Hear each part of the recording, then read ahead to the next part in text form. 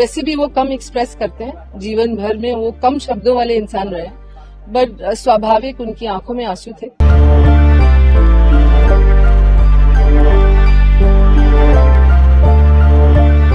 BJP के वरिष्ठ नेता लालकृष्ण आडवाणी को 96 साल की उम्र में देश के सबसे बड़े नागरिक सम्मान भारत रत्न से सम्मानित किया जाएगा। प्रधानमंत्री नरेंद्र मोदी ने शनिवार को सोशल मीडिया पर इसकी जानकारी दी। प्रधानमंत्री मोदी ने सोशल मीडिया पर लालकृष्ण आडवाणी के साथ अपनी 2 तस्वीरें शेयर करते हुए लिखा, मुझे ये बताते हुए बेहद खुशी हो रही है कि लालकृष्ण आडवाणी जी को भारत रत्न से सम्मानित किया जाएगा। इसके साथ ही पीएम मोदी ने लालकृष्ण आडवाणी से फोन पर बात भी की, जिसके बारे में भी उन्होंने अपनी इस पोस्ट में बताते हुए लिखा, मैंने उनसे बात भी की है और ये सम्मान दिए जाने की बधाई दी है। देश के विकास के लिए उनका योगदान कोई भूल नहीं सकता। उन्होंने जमीनी स्तर से काम शुरू किया था और विदेश के उप प्रधानमंत्री पद तक पहुंचे। वहीं इस खबर के बाद आडवाणी जी कितने खुश और भावुक हैं, उनकी बेटी प्रतिभा आडवाणी ने ये बताया। उन्होंने पिता को भारत रत्न मिलने पर अपनी खुशी भी जाहिर की है। Sir is very overwhelmed and he वैसे भी वो कम एक्सप्रेस करते हैं, जीवन भर में वो कम शब्दों वाले इंसान रहे, बट स्वाभाविक उनकी आंखों में आंसू थे। और इस चीज की संतुष्टि और खुशी दोनों है कि उन्होंने अपना पूरा जीवन देश की सेवा में लगाया है। और मैं मानती हूँ कि उनके जीवन के इस पड़ाव पर इस तरह के सर्वोच्च सम्मान से नवाजा जाना बहुत बड़ी बात है और हम लोग बहुत खुश हैं इसके लिए। लालकृष्ण आडवाणी को भारत रत्न दिए जाने पर विपक्षी पार्टी कांग्रेस के अध्यक्ष मल्लिकार्जुन खड़गे ने उन्हें बधाई दी है। आडवाणी जी को जो दिए हैं, ठीक है, उसका हम स्वागत करते हैं। लालकृष्ण आडवाणी पूर्व प्रधानमंत्री अटल बिहारी वाजपेयी के बाद बीजेपी के दूसरे ऐसे नेता हैं जिन्हें देश के इस सर्वोच्च नागरिक सम्मान से सम्मानित किया जाएगा। देश के इतिहास में वो 50वें व्यक्ति हैं जिन्हें भारत रत्न दिया जाएगा।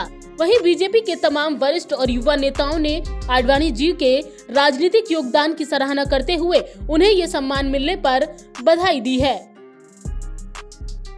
आजाद भारत के सबसे बड़े नेताओं में से और स्टेट्समैन के रूप में भी जाने वाले, भारतीय जनता पार्टी का संगठन का बहुत विस्तार करने वाले और जिन्होंने राम मंदिर के लिए यात्रा भी की, संकल्प भी लिया, ऐसे हमारे प्रिय नेता लालकृष्ण आडवाणी जी को भारत रत्न देने का जो निर्णय प्रधानमंत्री मोदी जी ने लिया है, वो करोड़ों हिंदुस्तानियों को बहुत प्रसन्नता उनके चेहरे पर लाई है। मैं उनका बहुत बहुत आभार प्रकट करता हूँ, आडवाणी जी को बधाई देता हूँ। हम जैसे कार्यकर्ताओं को जिन्होंने सींचा है, बढ़ाया आगे है, उनके तो बहुत महत्व का दिन है।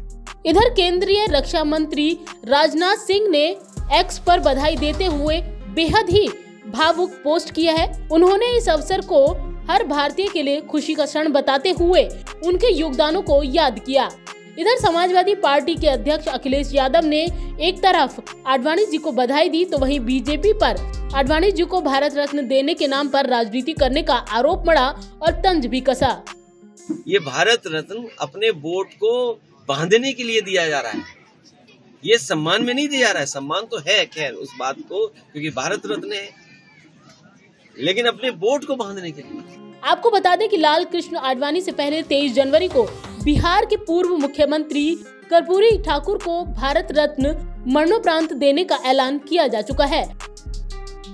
दरअसल केंद्र सरकार एक साल में 3 लोगों को ये सम्मान दे सकती है। साल 2015 में आडवाणी को देश के दूसरे सबसे बड़े नागरिक सम्मान पद्म विभूषण से सम्मानित किया गया था। तब के राष्ट्रपति प्रणब मुखर्जी ने उन्हें सम्मानित किया था। इसी साल पूर्व प्रधानमंत्री अटल बिहारी वाजपेयी को भी भारत रत्न दिया गया था।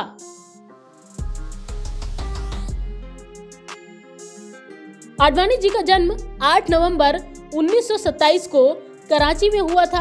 साल 2002 से 2004 के बीच अटल बिहारी वाजपेयी की सरकार में वो उप प्रधानमंत्री रहे। इससे पहले साल 1998 से 2004 के बीच एनडीए सरकार में गृह मंत्री रहे।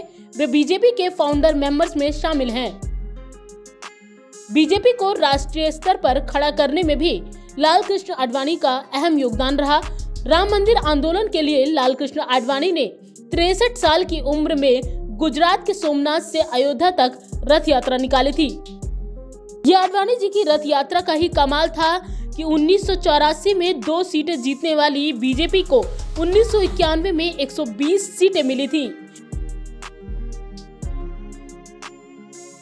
इतना ही नहीं, आडवाणी ने पूरे देश में एक हिंदूवादी नेता के तौर पर अपनी पहचान बनाई। इसके अलावा मध्य प्रदेश, उत्तर प्रदेश, गुजरात, बिहार जैसे राज्यों में बीजेपी को भी नई पहचान मिली।